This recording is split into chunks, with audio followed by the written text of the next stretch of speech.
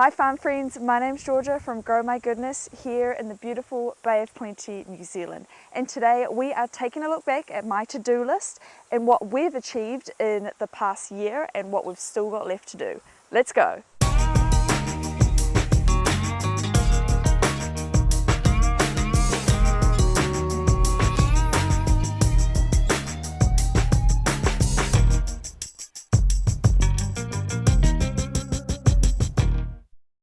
The very first thing from our to-do list was planning the layout and design of the farm.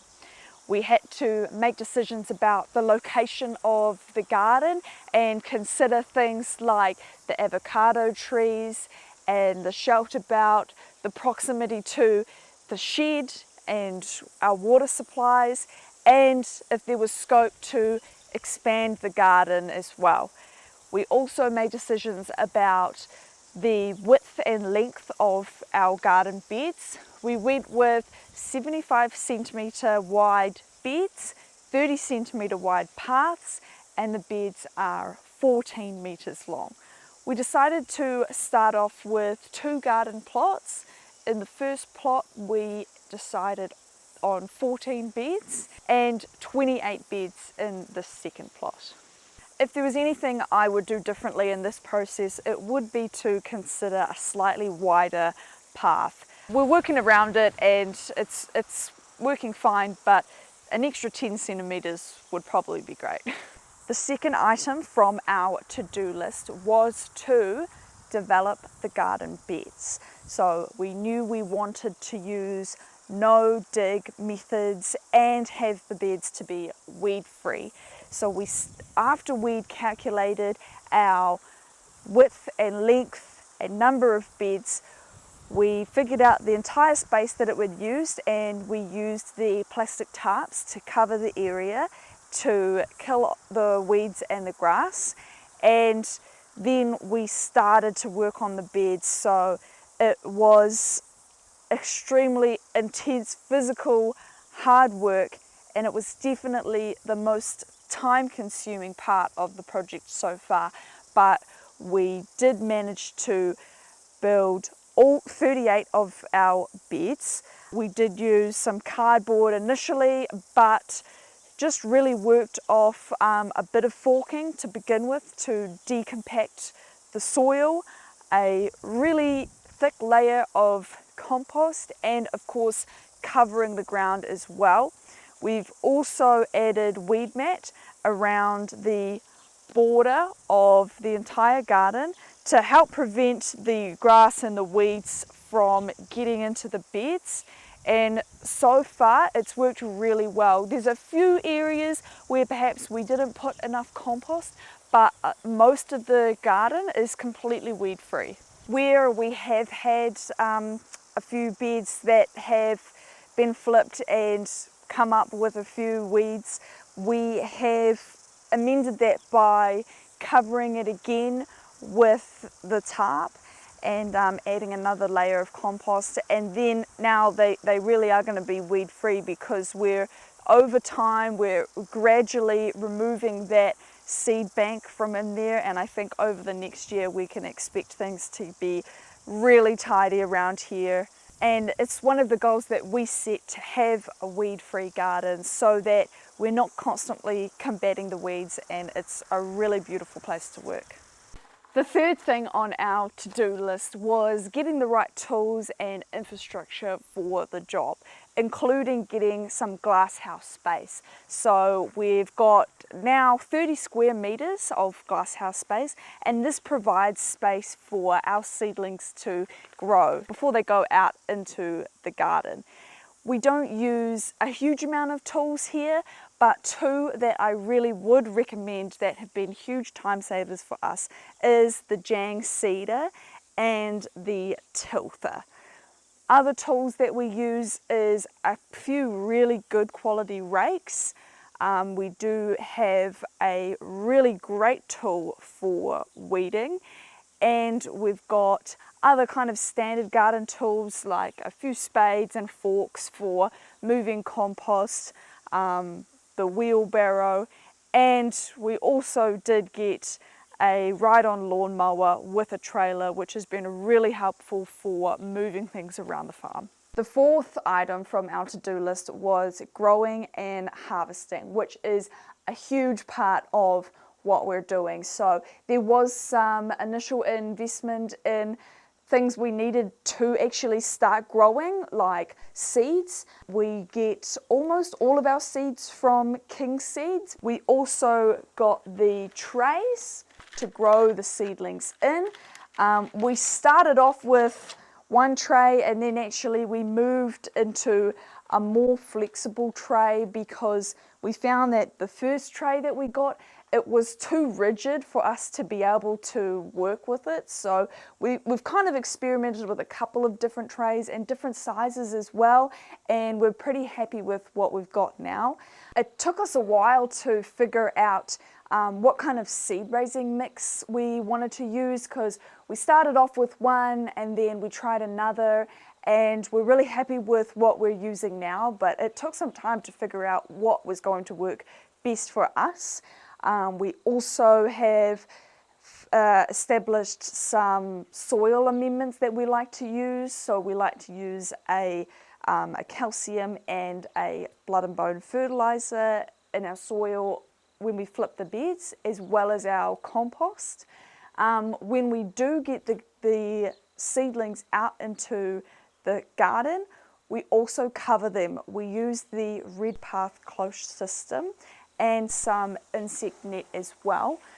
So that has been really important in offering our seedlings some protection, especially because we've got a lot of pests around here that like to attack our seedlings, and poo geckos that like to just go and pull the plants out for fun. Looking back, growing things over the past year has been a really big learning curve for me, from just having pretty much no idea what I'm doing to growing a huge variety of crops. And even though having some failure with these crops, but also having success with others, it's taught me a lot. And I certainly don't know everything, but I've got a pretty good idea of what to do and how to be more successful at growing things in my next year, and learning things like timing, you know, how long we can keep things in the glass house and how not to leave things in the glass house for too long, and getting things into the bed and getting things out of the bed before they flower and go to seed, and learning all of that side of growing, from just having to go and doing it and trying a big variety of things and figuring out what works for us and what doesn't. The fifth item from our to-do list was to start selling, which we have done just in the past 2 months, mostly selling flowers. We started off going to the Floral Hub, which is like a wholesale flower market where local growers can sell to the local florists and also to the public. Then we expanded and started going to our local produce market, and that's been really fun, and we've been doing that consistently for a wee while, and starting to build relationships with some of our local community and even some of the other vendors as well, which has been really great.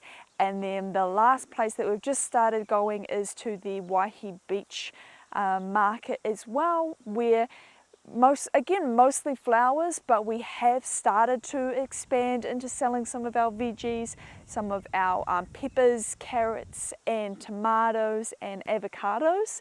And the carrots have been extremely popular, the avocados have been really popular, and we've had some really good feedback on the tomatoes as well. So even though I'm ticking this off my to-do list because we have started selling some of what we're growing, I can see that there's a lot more that we need to do to be able to expand the range of products we're able to sell and expand our avenues for selling as well. That was my top 5 items from my to-do list that we achieved in just 1 year.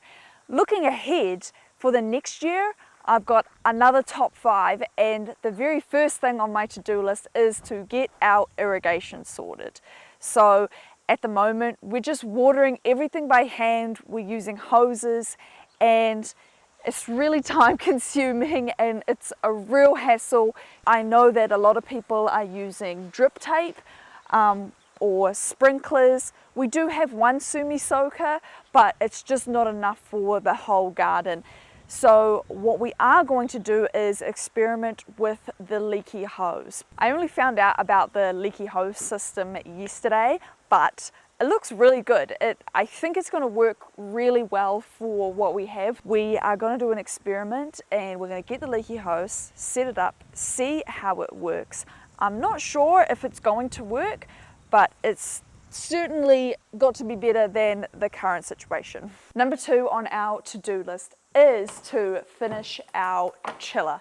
So we've got the unit, but we don't have the actual refrigeration unit installed yet, and we plan to have this completed within the next month. Being able to use the chiller is going to be really crucial in selling our products, because being able to store the produce under 5 degrees is going to increase that shelf life of the product, and it means we're going to be able to sell a really good quality fresh product. Number 3 on our to-do list is to develop our wash and pack area. So we don't really have a wash and pack area at all at the moment. We know that it's going to be here, but it's currently a little bit of a disaster zone. So the plan is to clear this all out. We have started planning what we are going to put in here. Another part of our wash and pack area is going to be for our root crops, things like radishes and carrots. That will probably be just outside here. And the last part in relation to this processing side of things is packaging, labeling things and getting some scales so that we're really consistent with the weight of the product. Number 4 on our to-do list is to establish our marketing plan. So we have started this process a little bit. We have got our name, which is Grow My Goodness. We have designed our logo. We've got some t-shirts with our logo and our name, and we've got some stickers as well, which we have been using on the paper for our flowers. So with our marketing, it's really about telling our story and being able to build relationships with our customer base, with our local community, and how we can do that is through social media. So we've got an Instagram and a Facebook, but we're not really doing much with it at the moment. So being able to build that up a bit more, and building our website, which can tell our story and include information about how people can contact us, how people can purchase our goods, and being able to have our branding on our stall when we do go to markets, and creating a stall that not only looks really beautiful, but people can recognize it. People can see what it is when they look at it, and it's reflective of what we're doing and what we're selling. Number 5 on our to-do list is crop planning. Over the past year, we've been growing things pretty randomly, and as a part of that experiment, we've been learning what grows well in our area, how long things take to grow, and what's in demand as well. And we also need to be growing things that are going to be profitable and have a high turnover. So things like leeks that take a really long time to grow are not something that we're planning to grow, but in that process we've narrowed down our crop selection to what we think is going to grow well and be profitable and sell well in our area. And now we're down to planning a timeline for planting and successions as well, and the number of beds that we're going to need to plant for each different crop that we have. And it's really not an easy process. Of all the videos that I've watched on crop planning and succession planning, it's something that everybody says you have to figure it out, because every farm is different. every community has different needs and every climate is different as well. It's probably a whole video on its own, just this crop planting, so we might look at doing another video once we've got it all sorted and finalized. But once we do have our plan, it will be really helpful for us to be able to test it out for a year and then make adjustments from there going forward. I think ongoing there's probably going to be a lot of adjustments to the plan, but it'll be really helpful for us to just have a plan in place and be able to be consistent with what we're growing and how much we're growing.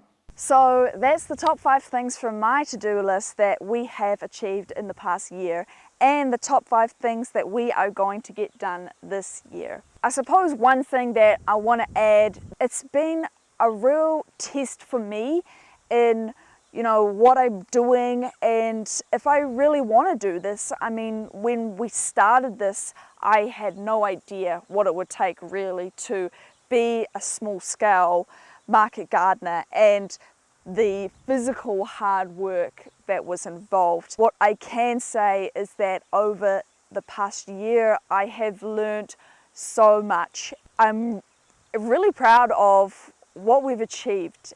I have a really clear vision of what I see us being able to achieve with this and the kind of lifestyle that it creates. It's really exciting. It's also a big step for me to be able to document this journey and share it with you all. I really hope that you do enjoy these videos that I've been making.